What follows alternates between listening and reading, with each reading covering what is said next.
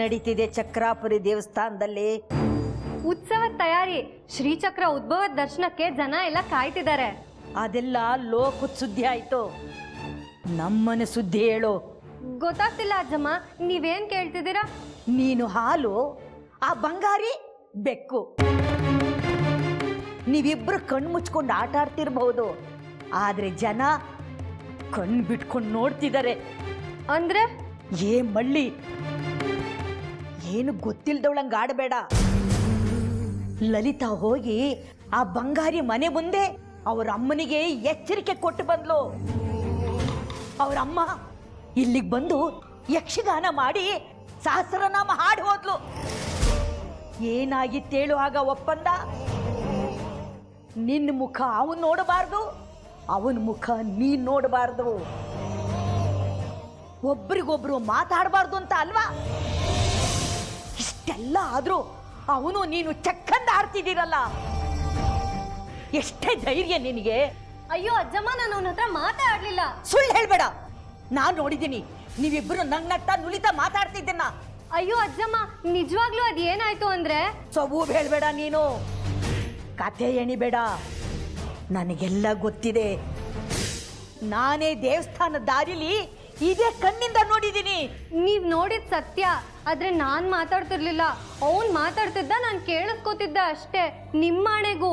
ಆಮೇಲೆ ನೀನ್ ಹೇಳಿದ್ದನ್ನ ಅವನ್ ಕೇಳಿಸ್ಕೊತಾ ಇದ್ದ, ಆಗ ಅವನ್ ಮಾತಾಡ್ತಿರ್ಲಿಲ್ಲ ಅಲ್ವಾ? ಹೌದು ಅಜ್ಜಮ್ಮ, ಅಲ್ಲಿಗೆ ನಾವು ಮಾತಾಡ್ದಂಗೆಲ್ಲ ಆಯ್ತು. ಆಹಾ, ನೀನು ಚಾಲಾಕಿ ರಾಣಿ, ಅವನು ಕಿಲಾಡಿ ರಾಜ.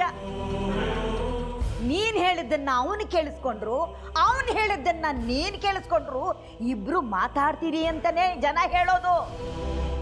ಅಂದಮೇಲೆ ನೀವಿಬ್ರು ಮಾತಾಡ್ತಿದ್ದೀರಿ ಅಂತಲೇ ಅರ್ಥ, ತಿಳ್ಕೊ. ನೀವ್ ಹಂಗ ಅನ್ಕೊಂಡ್ರೆ ಹಾಗೆ ಅನ್ಕೊಳ್ಳಿ. ಅಂದಮೇಲೆ ನೀನು ತಪ್ಪು ಮಾಡಿದೀಯ ಅಂತ ಆಯ್ತು, ಒಪ್ಕೋ. ಮೌನವಾಗಿದೀಯ ಅಂದ್ರೆ ನೀನೀಗ ಒಪ್ಕೊಂಡಿದೀಯ ಅಂತಲೇ ಅರ್ಥ. ನಡಿಯ ನೀನು.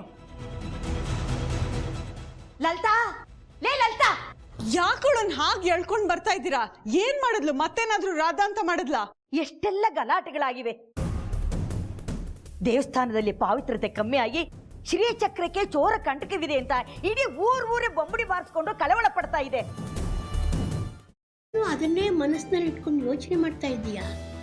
ಮೊದಲು ಅದರಿಂದ ಹೊರಗಡೆ ಬಾ.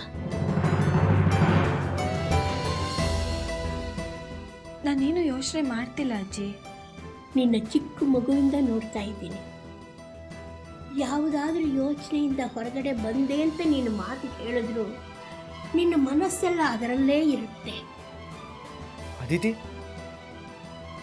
ಯಾವ್ದ್ರ ಬಗ್ಗೆ ಯೋಚನೆ ಮಾಡ್ತಿದ್ಯಾ?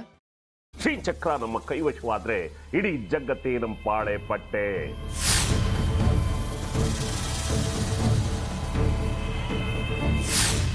ನಾವಿದೀವಲ್ಲ, ನೀನ್ ಯಾಕೆ ಚಿಂತೆ? ನಮ್ಮ ಆಸೆಗಳೆಲ್ಲ ಪೂರೈಸುತ್ತೆ. ಅದಕ್ಕೆ ನಾನು ಹೇಳಿದ್ದು ನಮ್ಮ ಜೊತೆ ಕೈ ಜೋಡಿಸು ಅಂತ.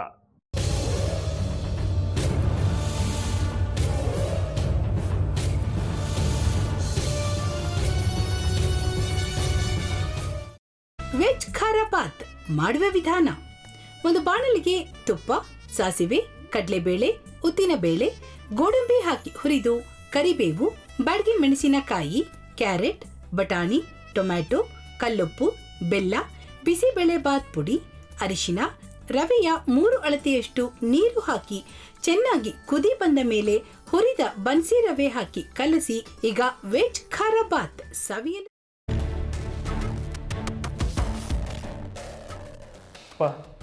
ಇಷ್ಟೋ ತನಕ ಡೆಲಿವರಿ ಆಗಿಲ್ಲ ಅಂದರೆ ಅಕ್ಕಂಗೆ ಏನಾದರೂ ಪ್ರಾಬ್ಲಮ್ ಇರ್ಬೋದಾ? ಆ ಥರ ಏನಾದರೂ ಇದ್ದರೆ ಡಾಕ್ಟ್ರು ಬಂದು ಹೇಳ್ತಿರ್ಲಿಲ್ವ ರವಿ?